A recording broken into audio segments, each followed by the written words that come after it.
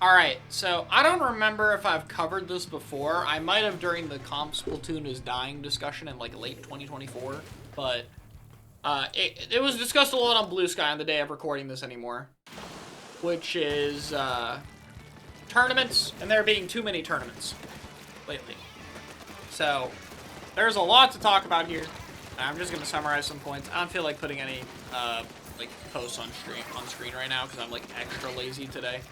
But basically, there was a post from Cactus that said, too many tournaments killed the tournament scene.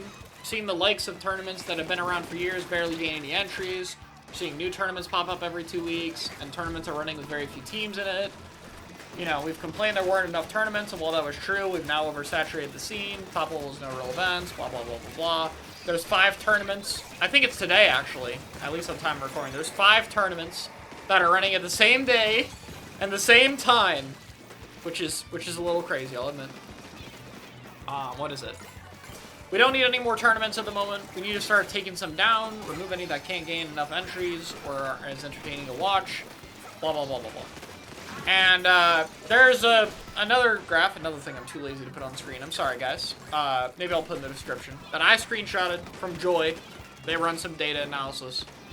And we have some trends, these like line graphs. They're very easy to understand, don't worry. There's a number of tournaments graph and a total players graph. And both of these graphs are going upward over the past few months back then. You know, this was in late 2024, right? So a few months before that. However, the average players per tournament and the amount of players per tournament, the average or median or whatever, are both trending down. So basically the trend is Sendu Inc. has more and more tournaments, and the more tournaments we get, the less players are in each tournament. And that heavily contributed to the scene feeling more dead, because we have tournaments with such few players in them. But it's not dead. There's still quite a lot of people playing, and at least up to late 2024, it is in fact growing. But it doesn't feel like it, because the events themselves are smaller. Now, Sendu also commented on this. Sendu made a post about it, if I can find it.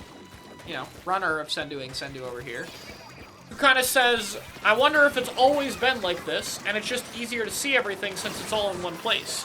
And that might very well be true. I have no way of verifying that, but that might be true. There might be a similar amount of events as we had before, but now all these smaller events gain a lot more popularity because they're all listed on the Sendu Inc. calendar alongside all of the other events, right?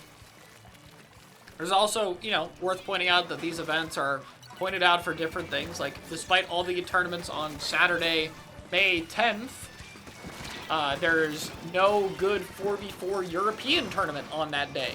It's true. So there's a lot of competition. There's mainly a lot of skill-capped events. There's some gimmick tournaments, stuff like that, right? That was worth pointing out. So that's true. So the problem is either, 1, we have more tournaments than ever before and it's splitting the player base, or 2, we've always had a lot of tournaments, but now all these tournaments are, you know, gaining even ground with our current set of tournaments, and because of that, we have a bunch of smaller events. What's the solution here, right? So I'll be blunt. I do think that generally we need fewer tournaments. I think there could be more tournaments than there was before, but I think there is very clearly too many happening now. When there's 5 events happening on the exact same day, on the exact same time, there's a bit of a problem, right? But I think what is a good thing out of this situation is it's very clear there's a lot of people running events. There's a lot of people TOing tournaments. There's a lot of people getting experience running their own events. Maybe some of them have people casting their events, stuff like that. And that's a good thing for the scene. More people who will help run these kind of events is a very big positive that I feel is overlooked. The problem is that because everyone's just doing their own event, while that does provide some kind of independence, the events don't really get to, you know, get as high quality as they could be. For example, you know, there's just a random tournament I remember. There was a tournament on Friday that I thought had some entrants that were interesting. It did have interesting sets that went to Game 5 both times, actually. And I didn't see any of them, because there was no stream. There's no stream for the event. So I missed it. I missed the whole thing. I missed a Game 5 set twice over in finals, where an established +1 group got upset, and I didn't get to see it. And that sucks, because that sounds so interesting. I'd love to have watched it. But there's no stream, and none of the players streamed, as far as I know. It's like, you know, we missed out on it. Here's what I want, okay? And I don't know how exactly we'd implement this, right? But here's what I want to see. I want to see more of an incentive for major tournaments. So my suggestion to Sendu is that instead of the calendar feature having all the events side by side, I thought that majors should be distinguished, right? They'd get their own category or something. Maybe you could also do this with the Sendu badges, since apparently people really care about having Sendu badges.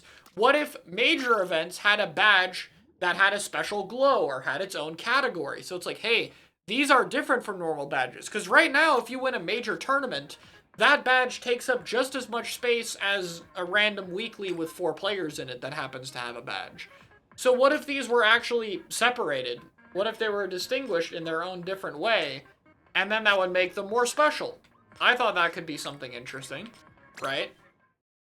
But regardless of the system, I think that there needs to be more incentive for these smaller groups to collaborate and make larger ones, to up the quality, to make new tournament organizations. And I think that could lead to events going down, but still having a lot of people making them. And I know for some people, they want to stay independent. Some people might want to run their own thing. Some people might just run their own tournament every now and again and not really give that much of a shit, which, you know, totally fine. But I think in a lot of cases, this could be a more collaborative experience. And I think if the focus got put more on running the highest quality event instead of the highest quantity of events, if the incentives changed and that became something people had a reason to push to, then I think it would matter more. And because of that, what I'm looking for is objective requirements. Like, let's use entrance size, right? Let's say to qualify as a major event, the previous entry in your series had to get 50 people in it. So let's say in the zone, for instance, right? For in the zone to count as a major, it has to have 50 entrants. This doesn't have to be the actual requirement. I'm just trying to get an example, right? So if in the zone 45 had 50 entrants, then the next in the zone would be listed as a major tournament. It would go under the majors page or whatever we do to give it more publicity, right? Or to give it a higher category or whatever we want to do. If that tournament then goes under 50 entrants, it would lose out on its major status. Or maybe it'd have to go under 50 entrants in like 2 events in a row, right? Maybe we want a grace period if a tournament just happens to be on a poor date or something, right? Because that can happen. You don't want people to have to stress about it. But like metrics like that. Another one, for example, the tournament should have to have a stream. If the tournament doesn't have its own stream, it's not a major tournament. Now, if you want this category, you'll try to have a stream, because that's the incentive for it. Maybe there needs to be a certain amount of teams at a certain level. How would we measure that? I don't know, but then you would have to look for that. So we could, you know, make categories of things we're looking for these events. It could be things like graphic design as well. It could be prizes, whatever it is. And we could try to create some kind of measurement for what events are. Other scenes have this, like the Smash scene is like a P-tier event or a super major or a major. And as a casual viewer of Smash that doesn't know much about the comp scene, if I hear, oh, this event is a super major, I'm like, oh, okay, so this is the one I want to watch. All the people are going to be in that one, right? I know what I'm getting into. And that's the aspect that I think suffers the most with this amount of tournaments. As a viewer, how do you keep up with 40 tournaments a week? Even if you only look at the weekends and you see like 20, 25 tournaments, how do you keep up with that? How do you find what to watch? The answer for 90% of people is they don't. They just don't watch. Why would you put yourself through that?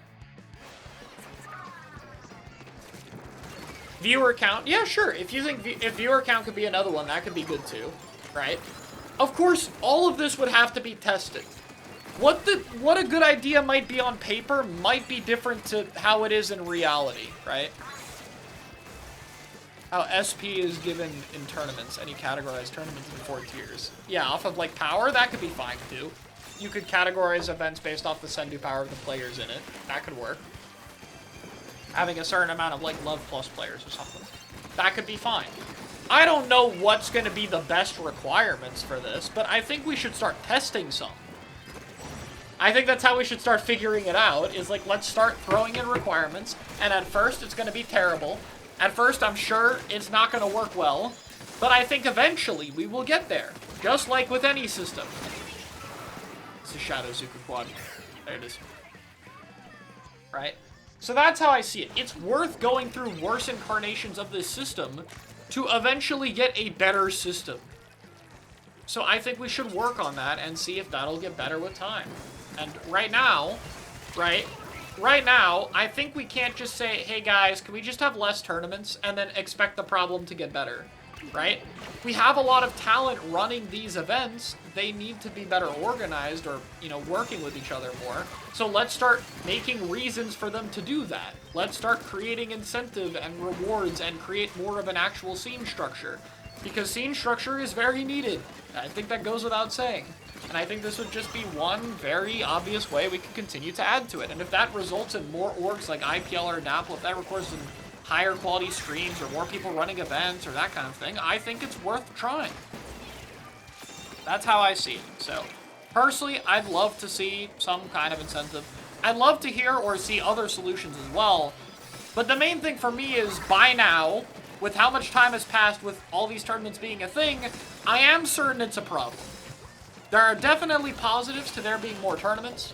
It does help more people play in them. But there is an upper limit as to how helpful that can be, and we've definitely hit that limit.